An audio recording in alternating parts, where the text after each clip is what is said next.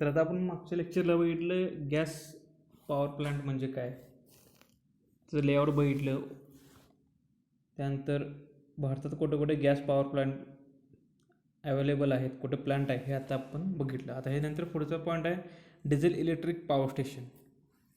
ह्याच्यात जे आपण बघितलं स्टीम टर्बाईन पॉवर प्लांट किंवा गॅस टर्बाईन पॉवर प्लांट, यामध्ये जो इलेक्ट्रिसिटी आहे ती कशा प्रकारे आपण जनरेट करतो ते आपण पाहिलं. आता आपण बघतोय डिझेल इलेक्ट्रिक पॉवर प्लांट. यामध्ये काय केलं होतं तर डिझेल इंजिन जे आहेत त्यामध्ये जो का फ्यूल आहे तो फ्यूल आपण डिझेल ऑइल हा यूज करतो, तो बर्न केला जातो आणि डिझेल इंजिन काय करतं हाय प्रेशर गॅसेस प्रोड्यूस करतात आणि ते हाय प्रेशर गॅस जे काय प्रोड्यूस झालेले आहेत ते पुन्हा आपले जे काही इंजिन आहेत ते इंजिन ड्राईव्ह करतात आणि ते कपलिंग केलेलं असतं टू द अल्टरनेटर किंवा आपण त्याला म्हणतो जनरेटर. आणि ते इंजिन ज्यावेळी ड्राईव्ह होतात सायमल्टेनियसली जनरेटर किंवा अल्टरनेटरसुद्धा ड्राईव्ह होतात आणि आपल्याला इलेक्ट्रिकल पॉवर हे मिळत असते.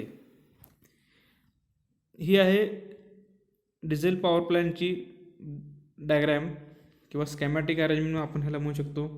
किंवा आता ह्यात वेगवेगळे मेन कंपोनंट्स आहेत. ते कुठले कुठले आहेत तर पहिला इंजिनचा कंपोनंट आहे. त्यानंतर नेक्स्ट सिस्टीम आहे फ्यूल सिस्टीम कशी वर्क करते ते आपण बघायचं आहे. थर्ड आहे इनटेक सिस्टीम. फोर्थ आहे एक्झॉस्ट सिस्टीम. फिफ्थ आहे कूलिंग सिस्टीम. सिक्स आहे ल्युब्रिकेशन सिस्टीम. सेवन्थ आहे स्टार्टिंग अँड स्टॉपिंग सिस्टीम.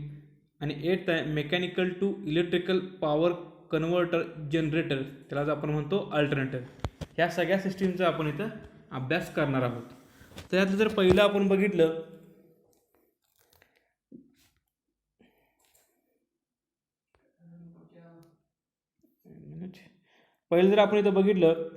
तर डिझेल इंजिन जर बघितलं तर ह्या मेन कंपोनंट आहे आपला डिझेल इलेक्ट्रिकल पॉवर प्लांटमधला. इथं जे काही डिझेल इलेक्ट्रिक इंजिनमध्ये आपण जे काही यूज करणार आहे ते दोन प्रकारचे असतात. एक असतं 4 स्ट्रोक इंजिन आणि सेकंड असतं 2 स्ट्रोक इंजिन. आता जे काय 2 स्ट्रोक इंजिन आपण बघतो त्यामध्ये 2 स्ट्रोकमध्ये आपले जे काही ऑपरेशन आहे ते ऑपरेशन कंप्लीट होतं. आता कोणते कोणते ऑपरेशन असतात, पहिला असतं सक्शन, दुसरा स्ट्रोक असतो कॉम्प्रेशन, एक्सपान्शन आणि एक्झॉस्ट. हे जे काय 4 ऑपरेशन्स आहेत हे 2 स्ट्रोकमध्ये फक्त एका रिव्हॉल्युशनमध्ये क्रॅन्कशाफ्टचे हे ऑपरेशन कंप्लीट होत असतात. तर 4 स्ट्रोकमध्ये हे ऑपरेशन कंप्लीट व्हायला 2 रिव्हॉल्युशन लागतात क्रॅन्कशाफ्टचे. 2 स्ट्रोक इंजिन हे कॉम्पॅक्ट असतात कन्स्ट्रक्शनमध्ये, सिम्पल मेकॅनिकल डिझाईन असते याचं, इझिलीबल रिव्हर्सेबल आणि कॉस्टला चीपर असतात हे. जर 4 स्ट्रोक इंजिन बघितलं, 4 स्ट्रोक इंजिन हे लोअर स्पेसिफिक फ्यूल कन्झम्पशन करणारे असतात, मोर इफेक्टिव्ह लुब्रिकेशन फॅसिलिटी प्रोव्हाइड केलेली असते, simple and better cooling facility provide केली असते आणि ह्याची इफिशियन्सी जी काय आहे ती 2 स्ट्रोक इंजिनपेक्षा जास्त असते. त्यानंतर नेक्स्ट सिस्टीम आपण बघायची आहे फ्यूल सिस्टीम. फ्यूल सिस्टीम बघताना डायग्राममध्ये इथे फ्यूल टँक आपण प्रोव्हाइड केला असतो. सुरुवातीला फ्यूल टँक इथे स्ट्रेनर आहे, strainer through transfer pump through आपण इथं डे टँकला आपण काय करतो तर इथं फ्यूल प्रोव्हाइड करतो. आता हे जे काय फ्यूल आहे फ्यूल टँकमध्ये जे काय येतं ते आपण बाय रोड असेल किंवा बाय ट्रेन असेल, बाय ट्रक याकडून फ्यूल आणला जातो आणि ह्या फ्यूल टँकमध्ये तो स्टोअर केला जातो आणि त्यानंतर sterner through transfer pump through हा डे टँकमध्ये जो काय फ्यूल आहे तो इथं फीड केला जातो किंवा सप्लाय केला जातो. आता इथं आणखीन एक आहे ओव्हरफ्लोसाठी एक पाईपलाईन आहे. ज्यावेळी डे टँकमध्ये जर आपला फ्यूल जो आहे तो ओव्हरफ्लो होत असेल तर पुन्हा तो काय करतो, पुन्हा ओव्हरफ्लो होऊन तो आपल्या फ्यूल टँकमध्ये रिव्हर्स येतो आणि त्यानंतर हा फ्यूल थ्रू इथं फिल्टरला सप्लाय करून फिल्टर थ्रू आपल्या डिझेल इंजिनमध्ये सप्लाय केला जातो. आता इथं फिल्टर जो यूज केला जातो हा फिल्टर कशासाठी यूज करतो, जो काय आपला फ्यूल आहे त्यामध्ये जे काही इम्प्युरिटी असेल तो फिल्टर थ्रू रिमूव्ह केला जाते आणि प्युअर फॉर्ममधला जो का आपला फ्यूल आहे तो आपण इथे इंजेक्ट करतो. हे झालं फ्यूल सिस्टीम. सेकंड जे काय कंपोनंट आहे ते फ्यूल सिस्टीम इथेपर्यंत झाली. ह्यात काय काय कन्सिस्ट केलं जातं तर daily consumption tank, storage tank, fuel transfer pump, strainer, fuel filter, fuel injector pump हे या फ्यूल सिस्टीममध्ये कन्सिस्ट होतात. तर जे काय फिल्टर आहे ते काय करतात तर जे काय डस्ट पार्टिकल असतील ते डस्ट पार्टिकल रिमूव्ह करण्याचं काम करतात. त्यामुळे जे काय प्रेशर आहे फ्यूलचं ते फ्यूलचं प्रेशर इन्क्रीज होतो. इथं फ्लो मीटर जवळ इथं फिल्टरच्या इथं एक फ्लो मीटर यूज केला जातो. इथं आता डायग्राममध्ये दाखवलेला नाही आहे तो काय करतो की किती प्रमाणात आपण फ्यूल त्या डिझेल इंजिनमध्ये इंजेक्ट करायचं आहे ते दाखवायचं काम आणि कंट्रोल करण्याचं काम फ्लो मीटर हे करत असतं. हे झालं आपलं सेकंड टाईप फ्यूल सिस्टीम. त्यानंतर नेक्स्ट टाईप आहे इनटेक सिस्टीम. नेक्स्ट आहे इनटेक सिस्टीम. इथं बघा इनटेक एअर फिल्टर हा एक ब्लॉक आहे. इथून काय केलं जो काय एअरमध्ये जे काय ॲटमॉस्फिअरमध्ये एअर असतं ते आपण इथून डिझेल इंजिनमध्ये सप्लाय करतो. आता एअर फिल्टर इथे यूज केल्यामुळे काय होतं तर क्लीन एअर इथं आपण इन्सर्ट करतो for combustion of our filter. Pure एअरमध्ये काय डस्ट पार्टिकल्स असतील ते आपण इथे काय रिमूव्ह करतो आणि ते पुन्हा इंजिनमध्ये यूज करतो. इथं सुपर चार्जिंग हे यूज केलं जातं. ते काय करतात तर जे काय एअरचं प्रेशर आहे ते प्रेशर इन्क्रीज करायचं काम हे सुपर चार्जर्स करतात आणि जे काय नॉईज असतील एअरमध्ये ते रिमूव्ह करायचं काम हे करतात. हे झालं थर्ड इनटेक सिस्टीम. त्यानंतर नेक्स्ट सिस्टीम आहे fourth exhaust system. In exhaust system इथून ते सायलेन्सर थ्रू इथून जे काय हॉट गॅसेस असतील किंवा बर्न झालेले जे काही गॅसेस असतील ते आपण काय करतो पुन्हा या exhaust pipeline through silencer through चिमणी थ्रू आपण आउटपुटला काढतो. सायलेन्सरचा मेन यूज काय करत जातो तर जे काय नॉईज असतात ते नॉईज रिमूव्ह करण्याचं काम सायलेन्सर करतं.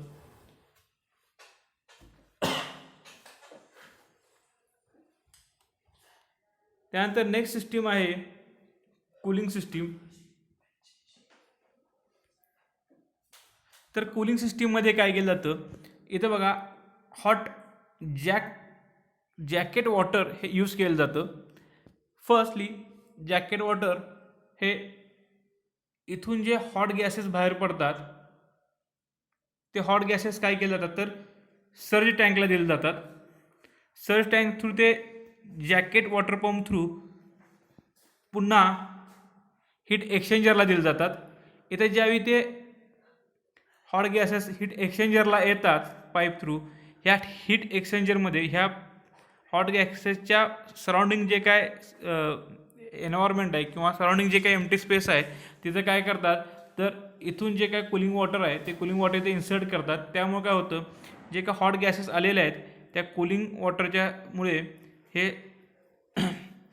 कूल होतात, थंड होतात आणि पुन्हा आपण हे हॉट गॅसेस कूल झालेले इथं ऑइल कूलरला देतो.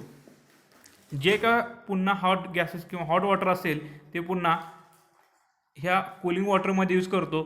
इथं ते जे काय हॉट गॅसेस असतील हॉट वॉटर आहे ते आपण स्प्रे करतो आणि जे काय स्प्रे केल्यामुळे कूलिंग वॉटरमध्ये ते मिक्स झाल्यामुळे त्यातील जी काय हीट रिमूव्ह होते ते पुन्हा बाहेर पडते आणि पुन्हा आपल्याला कूल वॉटर मिळते. ते आपण raw water pump through heat एक्सचेंजरला देतो. जे काय हे झालं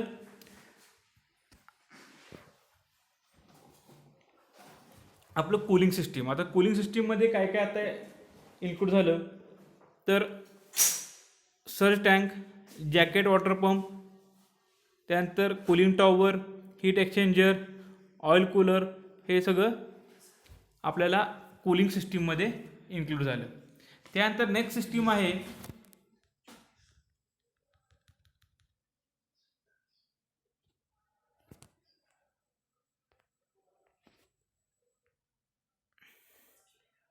1 मिनिट. नेक्स्ट सिस्टीम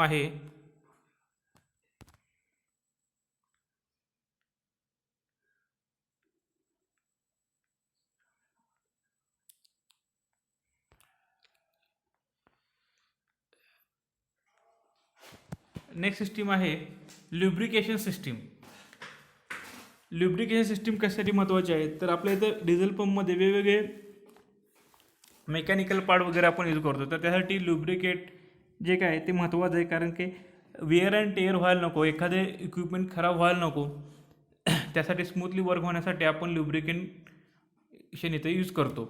इथं बघा, तर इथं हा लुब्रिकेशन ऑइल टँक आहे. हा काय केला जातो, स्टार्टिंगला आपण लुब्रिकेशन इथं यूज केला जातो. त्यानंतर तो यूज केलेला लुब्रिकेशन पुन्हा आपण auxiliary pump through lubricant oil tank through auxiliary pump हा आपण फिल्टर किंवा प्युरिफायर थ्रू आपण ऑइल कूलरला देतो आणि ऑइल कूलरला हा यूज केल्यानंतर हा पुन्हा आपण डिझेल इंजिनमध्ये सप्लाय केला जातो.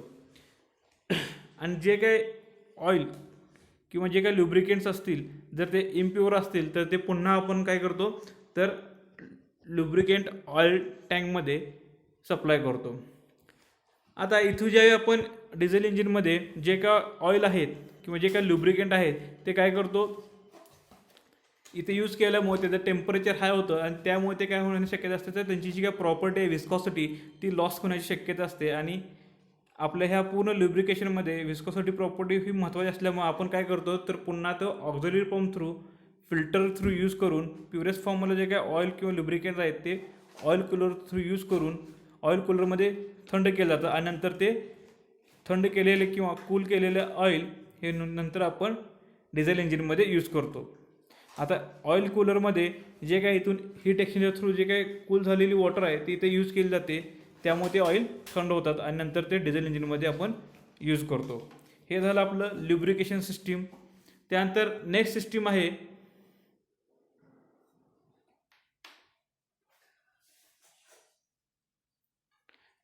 आहे स्टार्टिंग अँड स्टॉपिंग सिस्टीम. तर कोणतंही इंजिन असो किंवा इलेक्ट्रिकल मोटर असो, कार्स असो, आपल्याला स्टार्ट करण्यासाठी एक स्टार्टिंगला काहीतरी सुरुवात करावी लागते. सपोज जर आपण कार स्टार्ट करत असेल तर आपण जी काही कारची की आहे ती आपण रोटेट करतो. सिमिलरली इथं सुद्धा काय केलं जाते, तर इथे कॉम्प्रेसर इथं यूज केला जातो, स्टार्टिंग एअर कॉम्प्रेसर म्हणतात. तो काय करतो, हाय प्रेशर तयार करतो आणि स्टार्टिंग ऑइल टँक थ्रू इथून ऑइल स्टार्टिंग एअर ह्या फ्यूल इंजेक्टमध्ये किंवा डिझेल इंजिनमध्ये इंजेक्ट करतात आणि त्यामुळे एअर इथं आल्यामुळे हा स्टार्टिंगला काय होतं, कंबक्शन सुरुवात होतो आणि आपली एअर जी काय किंवा डिझेल इंजिन आहे तो आपला वर्क होतो. आणि ज्यावेळी आपल्याला हा डिझेल इंजिन स्टॉप करायचा आहे त्यावेळी जो काही इथे इंजेक्टर आहे तो इंजेक्टर आपण काय करतो, इंजेक्टर थ्रू जी काय फ्यूल इंजेक्ट होत असतं ते आपण स्टॉप करतो. ज्यावेळी फ्यूल इंजिनचा जो काय फ्यूल आहे तो स्टॉप होतो त्यावेळी डिझेल इंजिन आहे तो स्टॉप होत असतो.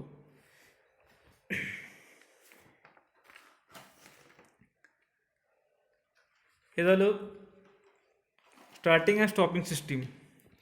आता नेक्स्ट आहे जनरेटर किंवा अल्टरनेटर.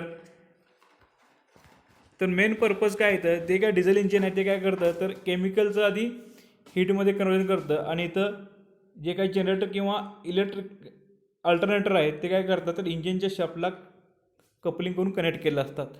ज्यावेळी हीटचं डिझेल इंजिन मेकॅनिकलमध्ये कन्वर्जन करतात त्यावेळी त्याचे जे काही शाफ्ट आहेत ते रोटेट होत असतात आणि सिमिलरली कपलिंग केल्यामुळे जे काही जनरेटर आहे त्याचा शाफ्टसुद्धा रोटेट होतो आणि आपल्याला जे काही जनरेटर आहेत ते इलेक्ट्रिसिटी निर्माण करतात किंवा इलेक्ट्रिकल पॉवर जनरेट करते.